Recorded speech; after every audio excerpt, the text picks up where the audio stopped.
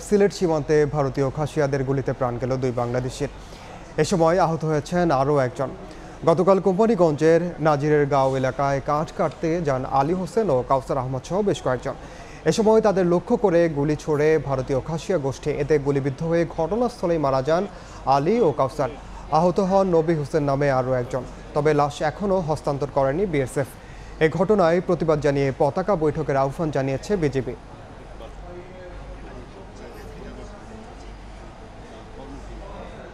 এই মুহূর্তে সিলেটের কোম্পানিগঞ্জ সীমান্ত এলাকায় আছেন সহকর্মী ইকরামুল কবির। সেখানকার সবশেষ পরিস্থিতি জানতে সরাসরি যাচ্ছি তার কাছে।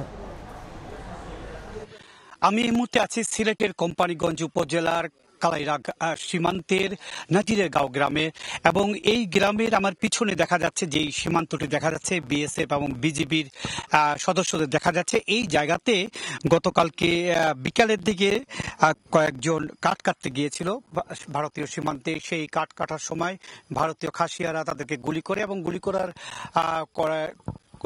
দুজন নিহত হয়েছে এবং একজন আহত হয়েছে।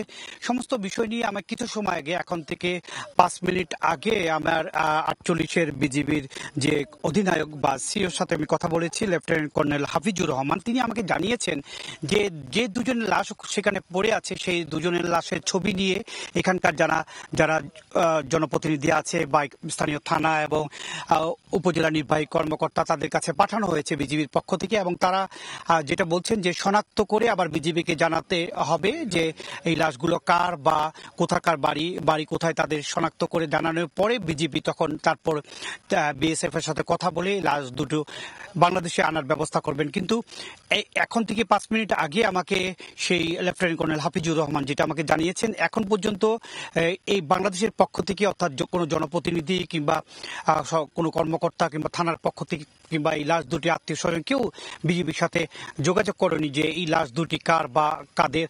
সে কারণেই তারা সিদ্ধান্ত অপেক্ষায় আছে। এই সিদ্ধান্ত পাওয়ার পরে বিএসএফ সাথে আলাপ করবে, এবং বিএসএফ সাথে আলাপ করার পরে বিএসএফ কখন লাশ দুটি ফেরত দিবে সেটি জানা যাবে। বলে রাখা প্রয়োজন যে গতকালকে বিকেলে কাঠ কাটতে গিয়ে যে বাংলাদেশি এই গ্রামের দুজন নিহত হয়েছিলেন, এবং সেই সময় থেকে 4টা থেকে 5টার মধ্যে কোনো এক ঘটনা, সেই সময়ের ঘটনা, সেই সময় থেকে এখন পর্যন্ত লাশ দুটি পিছনে যেটি দুটি পতাকা দেখা যাচ্ছে, একটি হলুদ পতাকা এবং আরেকটি নীল পতাকা, সেই পতাকার পাশেই কিন্তু সেই লাশ দুটি ভারতীয় সীমান্তে পড়ে আছে। এবং সেই লাশ দুটি পাওয়ার জন্য গ্রামবাসী, তাদের আত্মীয় স্বজন অধীর আগ্রহে অপেক্ষা করছে, এবং সিদ্ধান্তের পর বিজিবি এবং বিএসএফ সিদ্ধান্তের পরেই লাশ দুটি বাংলাদেশে আসবে। মোটামুটি এ ছিল সিলেটের কোম্পানিগঞ্জ সীমান্তে যে ভারতীয় খাসিয়াদের গুলিতে বাংলাদেশের 2জন নিহত হয়েছে তার সবশেষ খবর।